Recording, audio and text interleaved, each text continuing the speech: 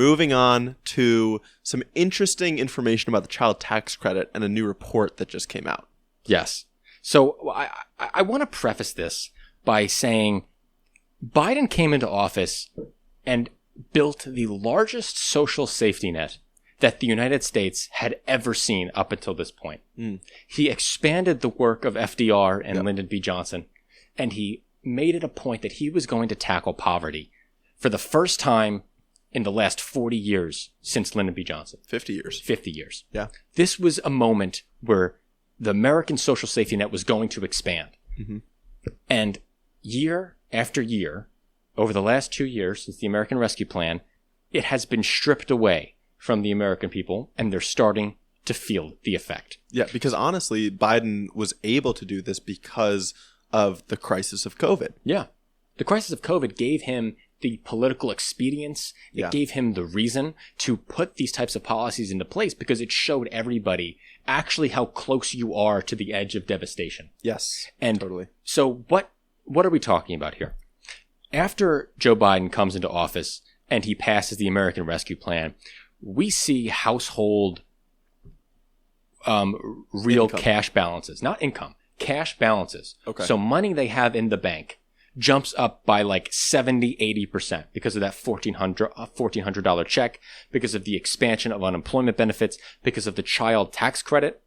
All of these things boosted your cash balances in your bank accounts on average by 80% if you were in the bottom quartile of wealth, and then even if you were in the top quartile of wealth, even if you were in the top quartile of wealth, your average cash balance went up by 40%. Unfortunately, month after month, that eventually decreases. The child tax credit, when it's implemented, when these payments are going out, slows the decrease. But now, as of this study is of April of 2023, cash balances are almost back to where they were prior to Joe Biden taking office. This is showing the social safety net disappearing before our eyes. Yeah. That he worked so hard to create.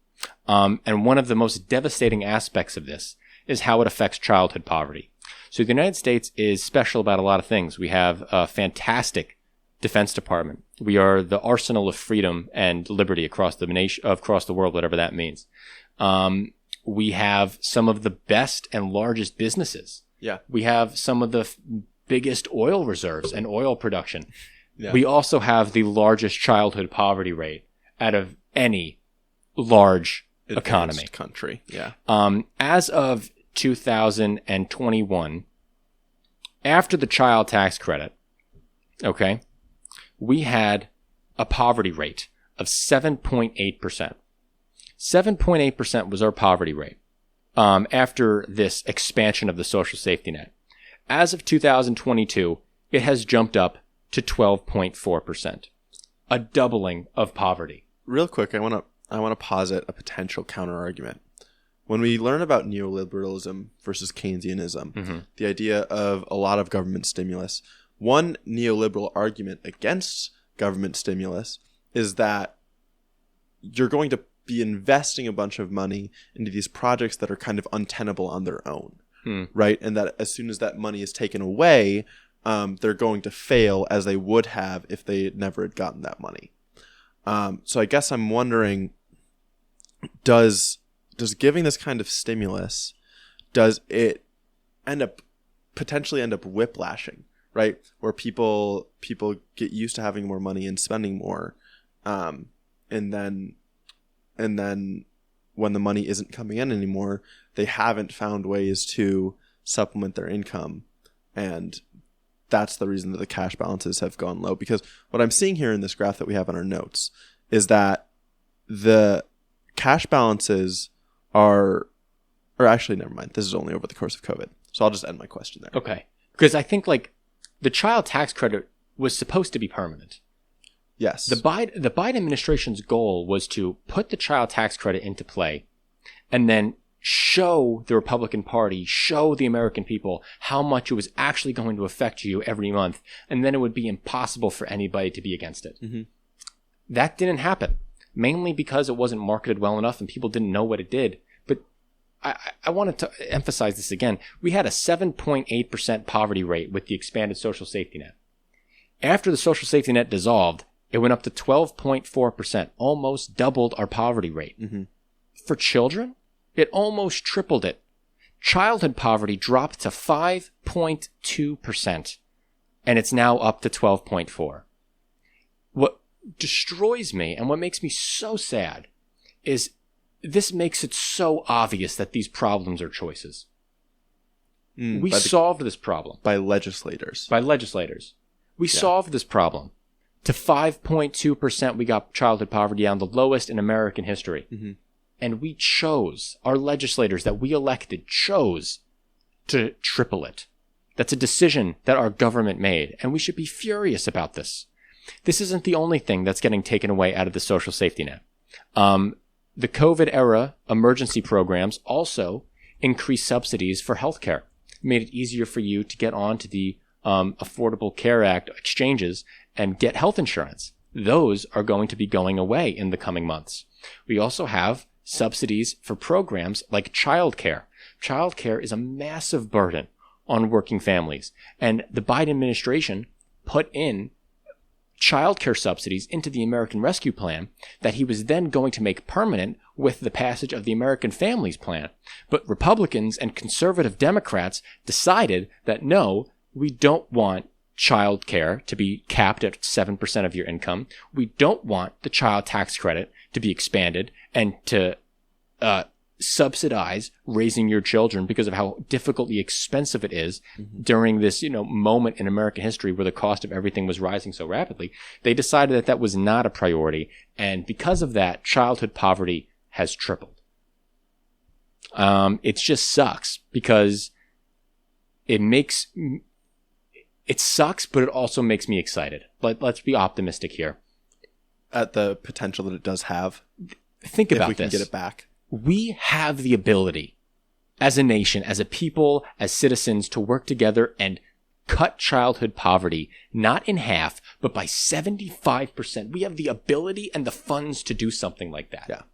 That is something that is within our capacity. Mm-hmm. And we should be excited by the opportunity that we are able to do something like that. We just have to fight for it. We have to vote out the people like Joe Manchin and Kyrsten Sinema and all the other Republicans that block this from happening. Okay, there are some Republicans who wanted a child tax credit. Mitt Romney proposed a child tax credit fairly similar to Joe Biden's. Marco Rubio proposed a child tax credit fairly similar to Joe Biden's. Joe Biden's was better, but Mitt Romney's and Marco Rubio's was a good starting point for negotiations. Those aren't the Republicans I'm talking about. I'm talking about the Republicans like Mitch McConnell, Rick Scott. These people decided that, no, childhood poverty is not my problem. I don't care.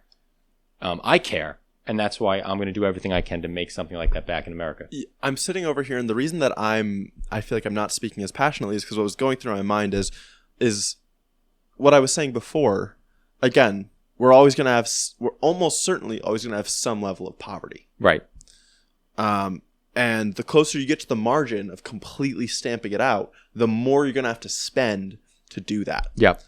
But the return on investment here is really good. Huge. And there's a difference in childhood poverty, in my opinion, because those are people who can't really do anything about their situation.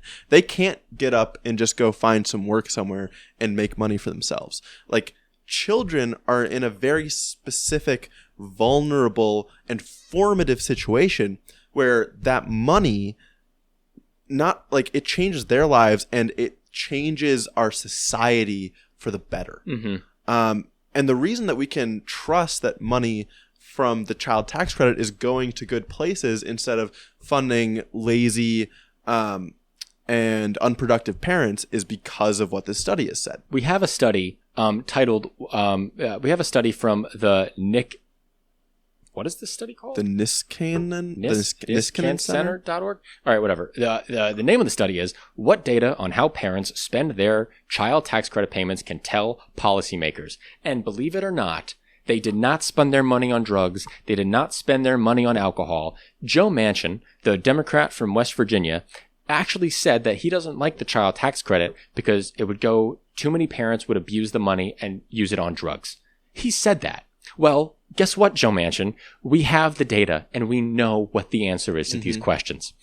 31% of child tax credit money went towards housing. 28% of child tax credit money went towards food. 7% went towards clothing. 6% went to transportation. 1% went to health. 6% went to leisure. And we actually saw a reduction in alcohol and tobacco spending. Yeah. It's funny because I dug into this a little bit, and I clicked on one of the links that was posted in this study, or in the article about the study. And it was about the psychology of the parents who receive money from the child tax credit. What turns out is that they actually use that money specifically more responsibly than they would otherwise, because they feel the stigma of getting that money, right? And they feel a certain responsibility. They understand the privilege that they're getting, and they feel a responsibility to spend it on their children, which is why it's going to the bare necessities. And besides that, that 7% on clothing, that 6% on transport, that 6% on leisure, that's for their kids. Right. That's clothing for their kids. That's transportation to get them to not only to school, but to extracurricular activities and sports. Think about that. This child tax credit, that's 6% on leisure. That might be a kid getting to go to piano lessons for the first time. Exactly. Right? That is what we're talking about by completely changing lives, completely changing the trajectories of these kids. And just giving them opportunities to enjoy more of the richness of life.